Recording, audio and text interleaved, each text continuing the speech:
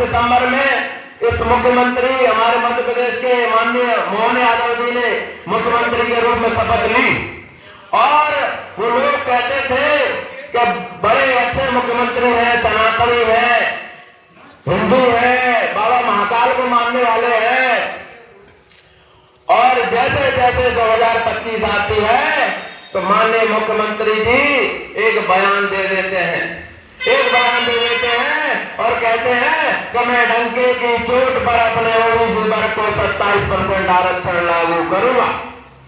लेकिन जैसे ही उनका 27% आरक्षण का बयान आता है, मेरे साथियों, वो लोग जो कहते थे कि ये हिंदू है, सनातनी है, बाबा महाकाल को मानने वाला है, वही लोग कहने लगे कि ये तो हमारे लिए कैंसर है, ये हमारे लिए विरोधी है, ये सवर्ण विरोधी है, ये गधा है, ये हिंदू विरोधी है, देश विरोधी है, भाजपा को खा जाएगा, ये तो यहाँ ये कर देगा। तो हमें सोचने का विषय है कि भाइयों, जब मुख्यमंत्री जो हमारे इस प्रदेश का सबसे संवैधानिक पद है उस पर बैठा हुआ अगर हमारे वर्ग से, अगर ओबीसी वर्ग से अगर मुख्यमंत्री आता है, तो आज अगर सबसे बड़ा अगर उनको देशद्रोही अपराधी अगर कोई लग रहा है तो मुख्यमंत्री लग रहा है।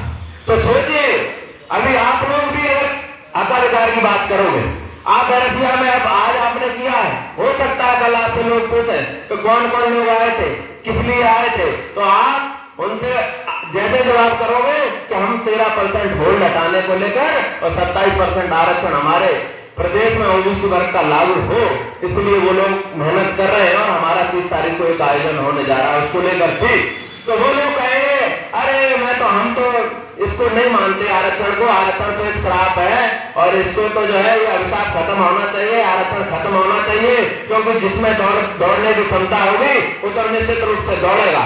अरे भाइयों, जब कलम आपके हाथ में थी, जब सब कुछ आपके हाथ में था, तो आपके लिए तो रूल बन गए। हम तो जंगल में रहने वाले लोग थे, तो हम तो उसी हिसाब से दौड़ेंगे, क्योंकि ये आरक्षण 340 अनुच्छेद 340 में हमको उन लोगों को अधिकार देने के लिए 340 अनुच्छेद है, आप सब लोग पढ़ना। जो लोग घुमंतु जाति से और घुमंतु जाति से आते हैं, जो लोग पिछड़ी जाति से आते हैं, जो लोग दबे कुचले लोग हैं, उन लोगों को आर्थिक विकास, उनका आर्थिक विकास हो, सामाजिक विकास हो, उसके लिए अनुच्छेद 340 दिया। उसमें आरक्षण का प्रावधान है कि जो लोग दबे कुचले लोग हैं, जो लोग पिछड़े हैं, उनको आर्थिक रूप से समान हो तो उनको आरक्षण दिया जाए। हम लोग भी जैसे समान रूप से हो जाएंगे, निश्चित रूप से हम आरक्षण खत्म करने की बात करेंगे।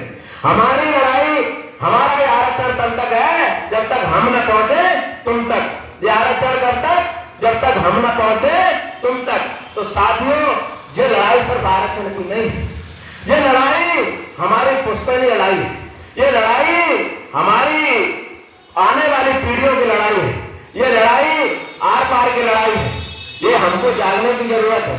हमको हिंदू के नाम पर लड़ाने का काम करेंगे, हम एससी को एसटी से लड़ाने का काम करेंगे, एससी को ओबीसी से लड़ाने का काम करेंगे, गुर्जर को यादव से लड़ाने का काम करेंगे, यादव को कुशवाहा से लड़ाने का काम करेंगे, कुशवाहा को मीणा से लड़ाने का काम करेंगे, पटेल को कुर्मी से लड़ाने का, मतलब तमाम जातियों को आपस में लड़ाने, क्योंकि हम जब तक लड़ते रहेंगे अपने हक अधिकार की बात ही नहीं कर पाएंगे साथी। तो हम सबको जागने की जरूरत है। हम किसी भी दल से आते हो, अलग अलग दल हो सकते हैं, लेकिन जब आपके हक अधिकार की बात आए तो आप सब लोग एक जाजम पे आ जाओ और अपने हक अधिकार के लिए एक हो जाओ, क्योंकि ये समय एक होने का है, न कि बिखरने का। जब आप हम सब एक होंगे तभी जाके अपनी हक अधिकार की बात कर पाए। आज हम लोग 60% की बात तो करते हैं, लेकिन आप 60 लोग भी इकट्ठे नहीं होते। कैसे 60% है अपन? आज हम 60% की बात करते हैं, लेकिन हम लोग 60% भी नहीं, 60 लोग भी एकत्रित नहीं हो पाते। ये हमको अपने एससी के भाइयों से सीखने की आवश्यकता है कि अपने हक अधिकार को कैसे मांगा जाता है, जब नहीं मिले तो कैसे छीना जाता है। ये उनसे सीखिए, समझिए। हमारा सुरेश भाई बैठा हुआ है, आप पूछिए कि कैसे जो है ना एससी के लोग लड़ना जानते हैं। वही लोग कहते हैं अरे जाटव तो बड़े वैसे होते हैं, अरे जाटव खराब होते हैं लेकिन वो लड़ना जानते हैं इसीलिए खराब है। यादव, अभी आपने एक बयान देखा होगा, एक पूर्व जज कह रहे हैं कि अगर ये लोग इस तरीके का कार्य कर रहे हैं तो यादव को ओबीसी से लड़ाओ और जाटों को एससी से लड़ाओ, क्योंकि यही दो कौम है जो जागृत कौम है। तो इसीलिए इनको आपस में लड़ाने का काम करो। तो साथियों, आपके साथ षड्यंत्र भी होगा, आपके साथ आने वाले जैसे चुनाव आएंगे, आप अभी जागृत हो गए, लेकिन एंड टाइम पे आपको एससी से ओबीसी से लड़ाया जाएगा, ओबीसी को आपस में लड़ाया जाएगा। तो ये तमाम षड्यंत्र होंगे।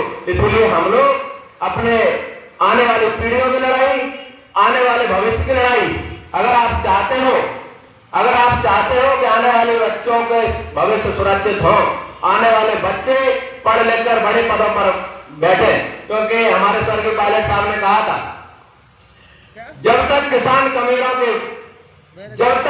कमीरों के बच्चे पढ़ लिखकर उन पदों पर नहीं पहुंच जाते जहां से नीति और नियति बनती है, जब तक हमारे समाज, हमारे वर्ग का विकास नहीं हो सकता। साथियों, दो पंक्तियों के साथ मैं अपनी वाणी को विराम दूंगा। हो गई ये पीर पर्वत सी पिघलनी चाहिए, इस हिमालय से कोई गंगा निकलनी चाहिए, कोई गंगा निकलनी चाहिए। मेरे सीने में नहीं तो तेरे सीने में सही है कहीं आग, तो वो आग जलनी चाहिए। सिर्फ हंगामा खड़ा करना हमारा मकसद नहीं है कि हम आए और आप लोगों के बीच बैठ गए और माला डलवा के चले गए। सिर्फ हंगामा खड़ा करना हमारा मकसद नहीं, हमारी कोशिश है कि ओबीसी समाज की सूरत बदलनी चाहिए, सूरत बदलनी चाहिए। बहुत बहुत धन्यवाद। जय ओबीसी, जय संविधान, जय गुर्जर समाज।